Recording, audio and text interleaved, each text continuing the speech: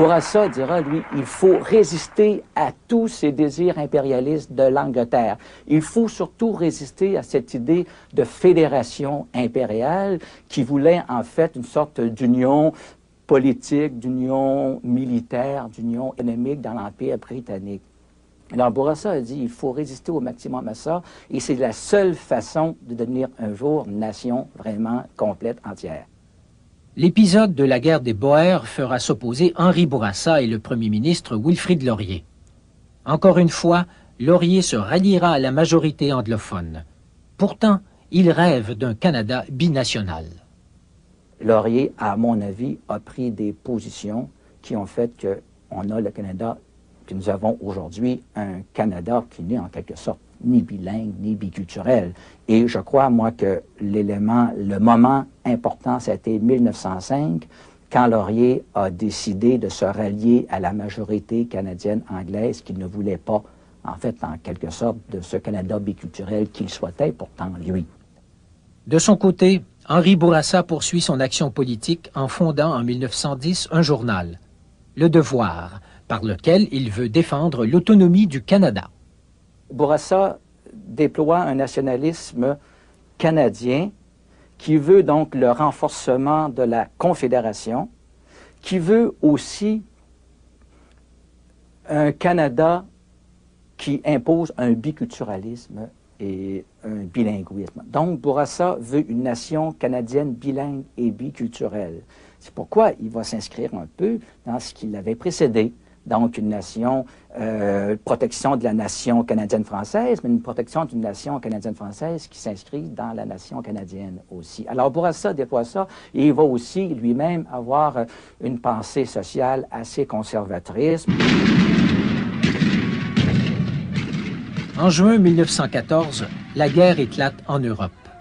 Ce sera la Première Guerre mondiale. La déclaration de guerre du roi George V a pour effet de mettre tout l'Empire britannique en état de guerre. Partout au Canada, on est plutôt favorable à l'idée de soutenir l'Angleterre, mais au Québec, on souligne que les combattants ne doivent être que des volontaires. Le 3 octobre, le 1er bataillon s'embarque pour l'Europe. À la fin de 1916, plus de 400 000 hommes sont en service actif dans l'armée canadienne. En 1917, l'Angleterre demande à ses dominions d'augmenter leur participation. Au Canada, le premier ministre Borden, un conservateur, est favorable à cette idée. À l'été 1917, le Parlement d'Ottawa vote la conscription. Les Québécois s'y opposent fortement. Cette guerre est une affaire européenne.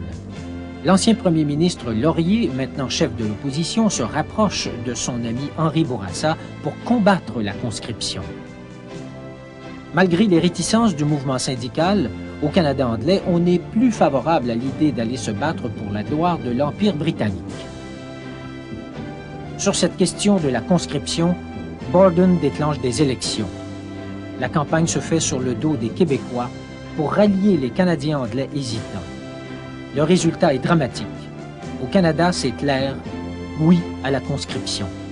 Au Québec, c'est un non sans équivoque. Le Québec est isolé. La conscription a été un élément majeur. Il faut dire que la conscription devient en quelque sorte un sommet de, je dirais, détention. Je vous répète, les Canadiens français voulaient se protéger comme nation, voulaient protéger une certaine idée du Canada, puis une certaine idée de leur propre Québec.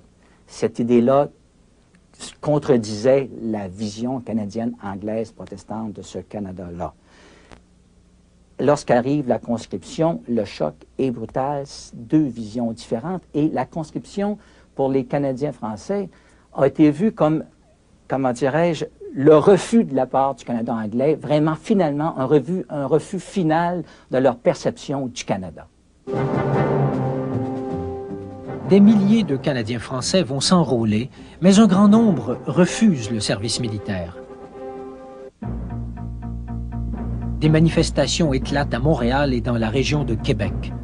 La ville de Québec est le théâtre d'émeutes d'une grande violence, alors qu'un bataillon de soldats anglophones de Toronto charge la foule baïonnette au canon. Résultat, 5 morts, 70 blessés.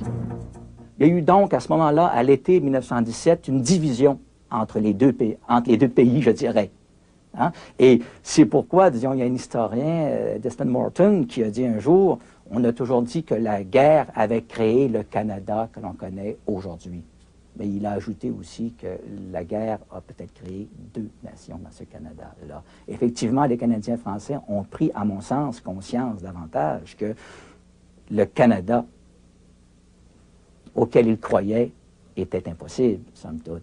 Et la meilleure des preuves de ce que je vous dis là, a été la fameuse motion Francoeur. En décembre 1917, le député libéral de Lotbinière, Joseph-Napoléon Francoeur, propose la première motion indépendantiste de l'histoire à l'Assemblée législative du Québec. Que cette Chambre est d'avis que la province de Québec serait disposée à accepter la rupture du pacte fédératif de 1867, si dans les autres provinces on croit qu'elle est un obstacle à l'union, au progrès et au développement du Canada. Après un débat en Chambre, la motion Francoeur sera retirée, mais le message était passé. La motion Francoeur veut dire quoi? La motion Francoeur veut dire que les Canadiens français sont fatigués de ces luttes-là. La conscription a démontré que, nettement, entre eux et les Canadiens anglais, il y avait une vision vraiment différente du Canada.